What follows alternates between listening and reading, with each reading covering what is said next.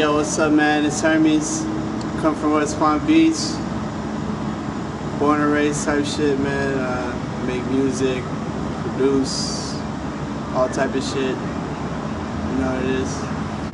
I've always liked sports and stuff, like doing stuff like that. So I always used to like kick it at the park, like very like homie oriented stuff, like always with people.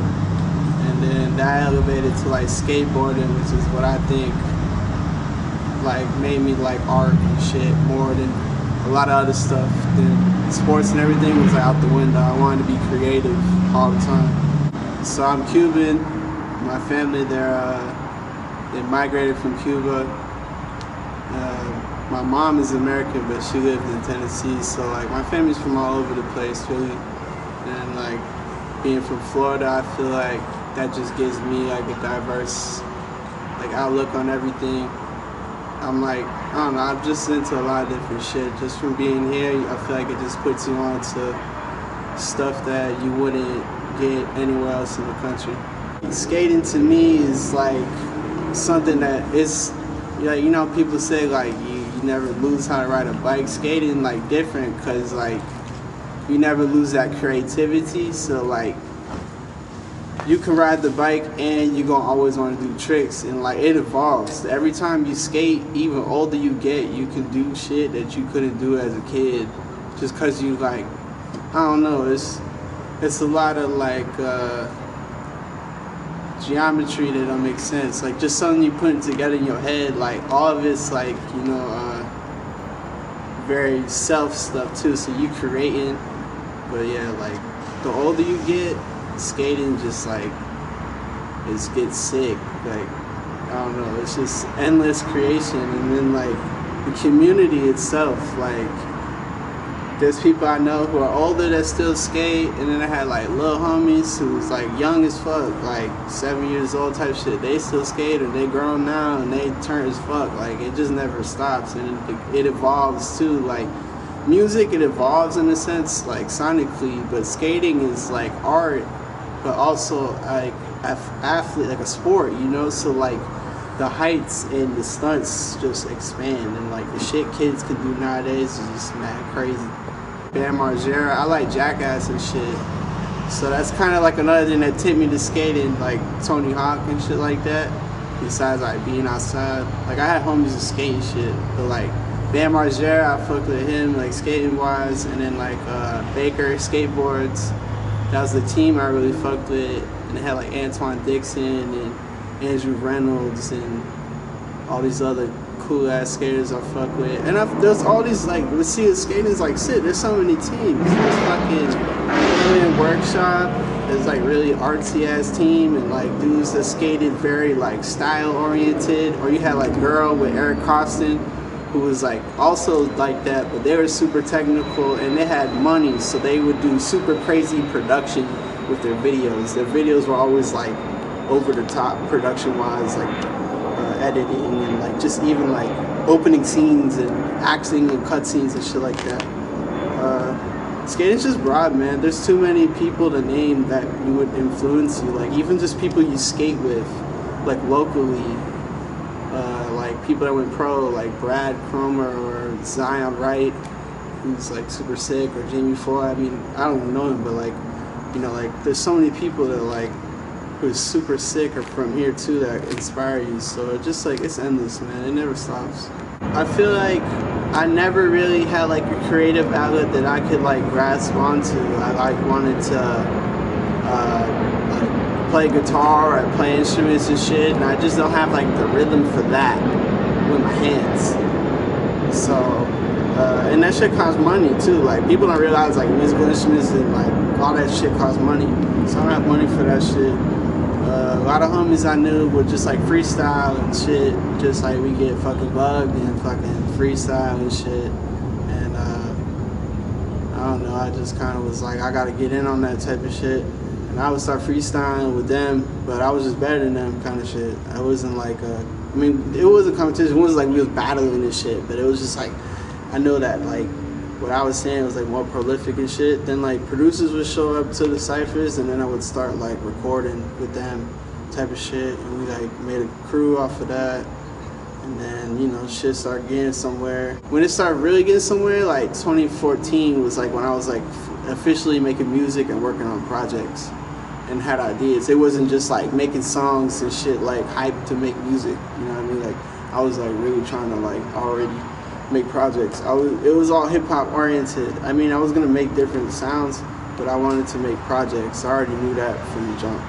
It's crazy because like, so I started making music and then like shit just like went south with the producers and shit, but I kind of like, I got my own ideas. So I was like, all right, I kind of know how they recorded and mixed. So I was like, we can just put our bread together. So me and the homies like put the bread together and then got the equipment. I started recording more, and then that's when people started booking shows for on here and shit. This is probably like 2016 and shit. By then, everybody who like the pioneers, South Florida pioneers, they already had made a wave. So then now the next wave coming in, everybody making music. There was so many motherfuckers making music at the time. So like, I know I was blessed to like get booked for shows, and like you was booking me for shows and shit. But you know, I was with XL at that time. Yeah, it was just like, it was a sick ass time because I feel like everybody was going out to the shows just for like the love of the music and shit. And I was doing shows for free. I didn't give a fuck because I wanted to turn up and I wanted to jump off the stage. And like, I enjoyed getting kicked out of venues because we was doing crazy shit. Like I enjoyed all of that because I wanted to make it like larger than life and shit. Is like it, like you know, we crazy about this shit. That's why we going hard. We were all homies since like elementary school type shit, and some of the homies made clothes, and like I was gonna make music and shit. So that's kind of like we was doing like a culture thing, you know what I mean? Like it was a group. It was like, but it wasn't bigger than like rap and shit. We was like lifestyle and shit. We was doing all type of shit like that. We all skated. We all was into the same shit. So it was like a good starting point for me. For sure, and like having a group and having people that would support you like off top, that's like one of the hardest things to do when you're starting to make music, is to have like a group of people that like agree, like yeah, we should all do this and it's a good idea. Because most people like, they say that shit, they're not even about to fucking start doing anything. They're not about to promote or try to figure out how to make it better for you and shit. Like we all was doing shit to help each other, so it was very like beneficial at the time for sure. And like the shows obviously was sick as fuck, and we went all over the fucking country doing shows and shit like that, just like off doing shows here, like, and just making music and putting it out on SoundCloud and shit. So it was definitely like a sick ass time. Before like even go to that, like I kind of already knew about some Palm Beach rappers when I'm 30, so I fucking been listening to rap music for fucking hella long. So I knew about like those Suave Smooths and Cool Cake, all that kind of shit, Gangsters and Thugs. So that I know about some Palm Beach rappers, which gave me some sense that like, okay, like you can like, I don't know, I guess New York rappers kind of made every rapper, like hip hop, whatever, they was always representing where they from. I just never knew that people were representing where I was from and shit. So that, you know, the identity thing. So but after that, like Raider Clan and shit, you gotta think like at those times, that's when rap is like for real changing and shit. Like fashion is becoming super important with rap. It wasn't just about like having big ass chains and shit. Motherfuckers is brand designer now, and the beats was getting better and shit. So you know, there's so many avenues. So, and I went through all of them before I even got to Raider Clan. Like I was fucking with Odd Future, Lil B, and A$AP Rocky and shit. But like when I started listening to SGP and Raider Clan, that's like when I was like, okay, well, there's like Southern shit. Like, you know, I don't know, it gave me more of a sense of identity and like an idea for like what I wanted to do.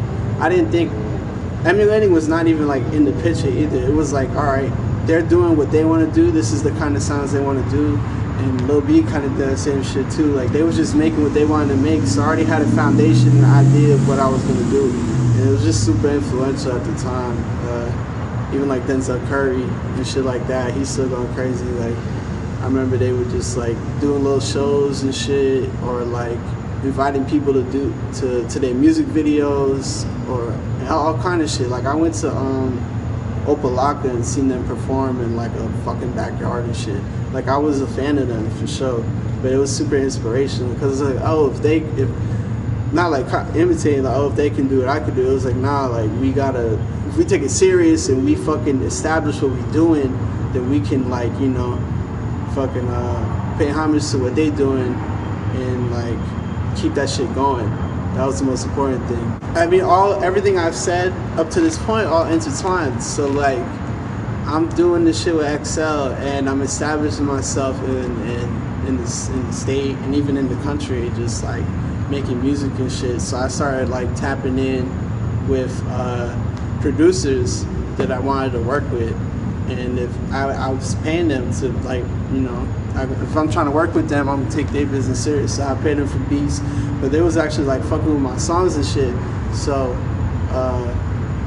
eventually, like, I got tapped in with B&B, and then I was like, oh, so now I'm tapped in with like a direct sound that I was already like trying to get connected with. So I like went more with that sound and away from like my XL sound in a way, and that I think helped me more as an artist because I figured out how to approach all emotions in music. I don't know. It wasn't like I feel like I could rap on any beat, but having like being around them all the time and like listening to their music and the beats definitely changed like my perception of what I wanted to make sonically.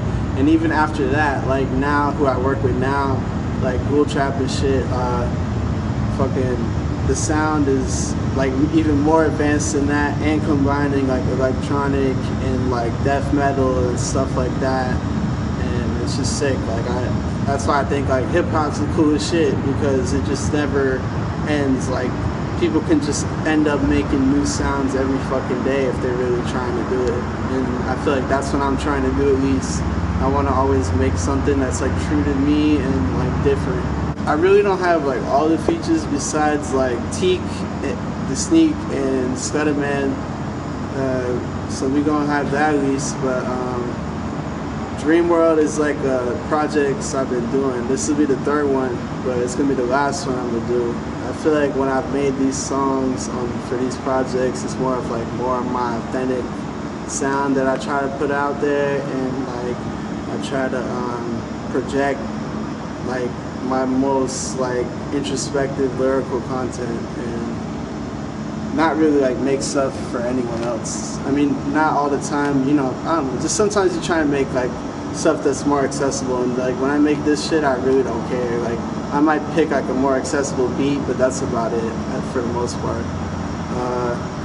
I got Tokyo making the art. He made the art for the first one too, so that's gonna be sick. I'm trying to like get people from other states on it and shit. Obviously, other people locally and stuff. It'll be about like 15 tracks or so, something like that.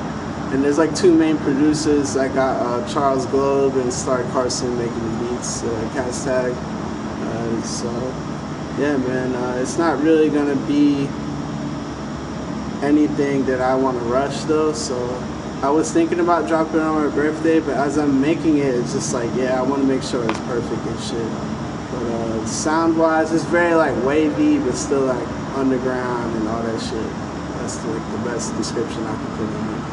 I love to listen to like podcasts and shit. I'm always trying to like at least get some information every day. I feel like that's important. Drinking lots of water. I listen to music that gives me goosebumps every day. I feel like that's important. Like some people don't really like feel that shit. I know there's like a certain like word to describe that, but I'm always trying to listen to something that makes me emotional every day, and devoting time to myself outside of work and stuff too. So I try to, I mean, I game and stuff like that, but I go to the beach a lot and stuff too. So getting through the day is just like every day is a new day. I try to not like let shit dwell, and I try to live best for the next day type of shit. I don't need to be like fucking on Billboard and shit. It'd be cool just to like be like MF Doom or some shit, and like have like a super large international cult fan base and do festivals and shit like that, and inspire people to make their true music. Like that's my most important thing, is like I want to inspire people to be real with themselves, and like also, you know, try to make the world a better place. I feel like that's just important. And you don't always have to devote every song to that musically, but you sure as hell need to like drop some knowledge here and there, because like nowadays you don't know like what people's influences are and shit, and you can change somebody's life just by some shit you said on the song. Because I know like I've heard songs that have changed my life and shit, so I know that's like the intent. I want to make every song at least that level, like yeah, like the best you can make it, and to inspire people. I feel like there's two ways to look at it, right? If you ain't established, there's no point in keeping your art, because ain't nobody waiting for that shit. That's like the most blunt way I could put it. I didn't release hundreds of fucking songs before I made one song that was like, you know, blowing up and shit type shit. At least to my standards, you know, I don't like got a manager and shit.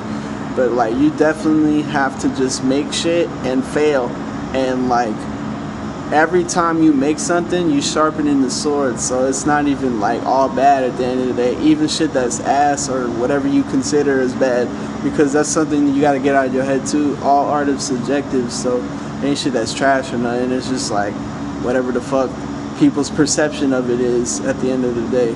Trash is all subjective. So you should just make art and not give a fuck, and try to find like a support group, or at least somebody that's gonna help you promote it too. Nobody can do this shit alone. I wish money didn't exist at all. Truthfully, like I just wish money didn't exist at all. That shit makes people think life ain't worth living if they ain't got money. And I understand like it's like an aspect to survive and shit, but it's made that way. So I just wish it didn't exist at all, and like people live like animals and helped each other and shit, like herd type shit. I don't know. It's too complex to figure out what the cure would be, but definitely like money would be something that I think is like bad, and that shouldn't exist. And I think that what else could be bad?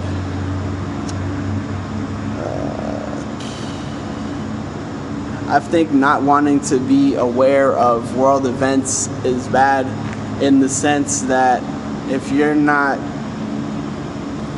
aware of something that can impact your life because you think that it's not necessary for you to know, or like there's nothing you can do about it, I think that's fucking bullshit. So I think it's important to be self-aware of what can impact you and what can't, and try to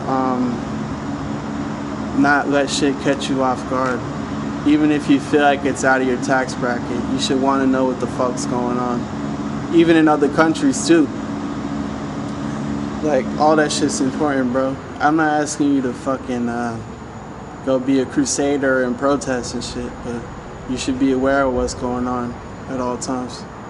I feel like legacies and stuff, like Mike Tyson, when he said that shit, like legacies don't mean shit. I really felt that though, because like truthfully nobody fucking knows what's gonna happen today, tomorrow, in the afterlife. None of that shit.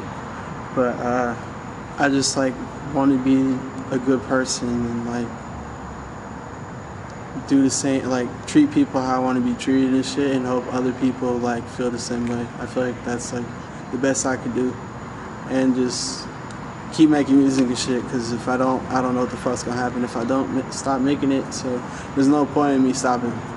So yeah, just being a good person is like the best thing I can do while I'm still alive.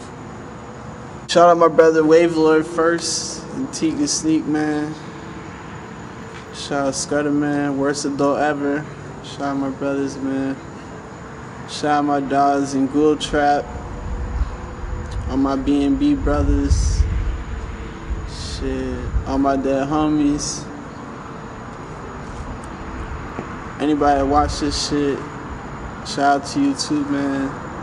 Let's keep it real out here, man. That's the best we can do for each other. Fuck the bullshit, man. I don't know, that's about it, man. Oh, yo, it's Hermes, man. Shout out, respect the vibe. You know how we do it.